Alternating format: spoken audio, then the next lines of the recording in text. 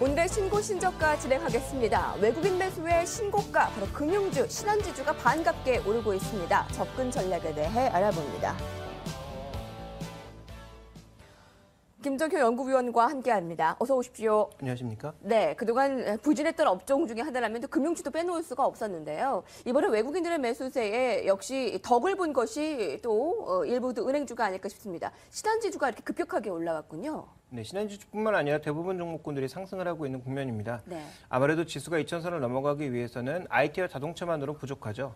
시가총액 기준으로 지금 IT 업종, 전기전자 업종 뒤를 이을 수 있는 그 규모는 바로 금융업종이기 때문에 이 금융지주사들의 반등은 굉장히 중요한데요. 이제 신한지주의 반등이 나타나고 있는 이유는 결국은 두 가지라고 볼 수가 있습니다. 가장 기본적인 내용들이죠. 순이자 마진이 개선되어야 이 업종이 상승할 수 있는 가장 기본적인 근거가 되고요.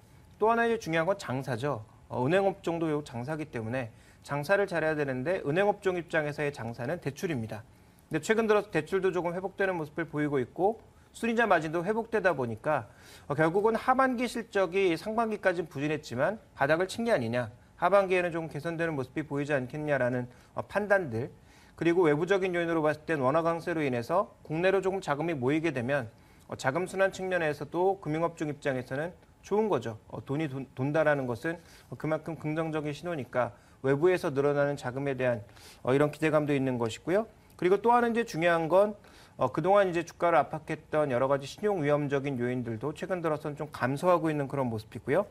가격적인 측면에서도 여전히 매력적인 국면에 놓여 있기 때문에 현재 주가의 반등이 나타나고 있지 않나, 또 외국인들의 지속적인 매수가 나타나고 있지 않나 이렇게 볼 수 있을 것 같습니다. 네, 좀 더 경기 회복이 활성화된다면 이 금융주, 신한지주도 물론이고 좀 더 상승할 여지가 있을 수 있을 텐데요. 밸류에이션 매력, 지금 주가 수준은 어느 수준인지를 알면 좀 더 우리가 확실히 파악할 수 있을 것 같습니다.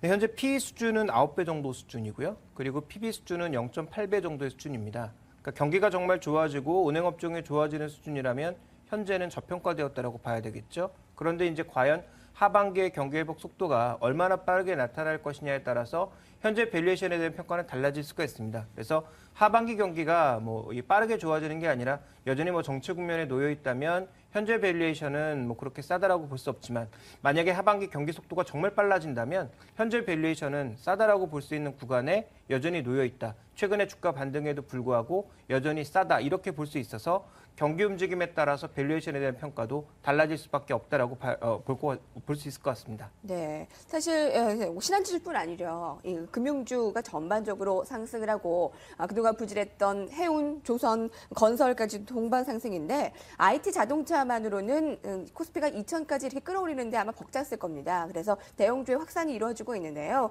그럼 신한지주 추가 상승이 어느 정도로 가능할지 체크포인트와 전략을 세워볼까요? 단기적으로 봤을 땐 탄력이 둔화될 가능성을 조금 염두에 둬야 될 것 같은 게요. FOMC 쪽에서 과연 어떠한 테이퍼링을 실시하느냐에 따라서 단기적인 변동성이 나온다면 미국 시장에서도 금융주의 변동폭이 가장 클 것으로 예상되고 있고요. 국내 증시에서도 그동안 우리 시장으로 몰렸던 외국인 자금의 변화가 나타날 가능성이 있기 때문에 결국 단기적으로 보면 현재 구간에선 추격 매수는 조금 어렵겠다라고 판단하고 있습니다. 그래서 단기적으로는 오히려 차익 실현 관점을 말씀드리고 싶고요. 그리고 또 하나 우리가 좀 고려해봐야 되는 것이 금리가 상승하는 것이 순이자 마진의 상승으로 연결이 된다라는 긍정적인 부분이 물론 있습니다만 또 하나 이제 살펴보게 되면 1% 금리에 머물렀던 독일 국채도 2%까지 왔고요. 1.6%까지 내려갔던 미국 국채도 지금 3%를 육박하고 있는 양상이죠. 네. 그리고 또 저금리에 놓여있던 것이 일본을 제외한 영국 국채 금리도 최근에 빠르게 올라가고 있는 양상이기 때문에 갖고 있는 은행 채권에 대한 평가 손실 부분들이라든지 아니면 또 하나 우리가 좀 생각해 봐야 될 건 금리가 이렇게 올라가게 되면 그동안 낮은 금리에서 비교적 견조했던 부도업체들이나 이런 신용 리스크들이 상승할 가능성에 대해서 또 고민을 해봐야 된다는 점. 그리고 이미 첫 번째로 말씀을 드렸습니다만 하반기의 경기 속도가 시장이 예상했던 대로 빠르게 전개되지 않는다면 현재 은행업종의 상대적인 탄력은 둔화될 수밖에 없기 때문에 단기적으로는 차익을 실현하고 하반기에 테이퍼링의 여러 가지 내용들과 추가적인 경기 움직임을 보면서 다시 한번 재매수 관점으로 접근하는 것이 좋겠다라고 판단하고 있습니다. 분명히 탄력적인 움직임이 필요할 것이다. 지금 외국인들의 사자세에 신고가를 나타낸 신한지주 앞으로의 방향 어떻게 할지 참 궁금했습니다. 오늘 알아봤나요? 김정효 연구위원과 함께했습니다. 고맙습니다.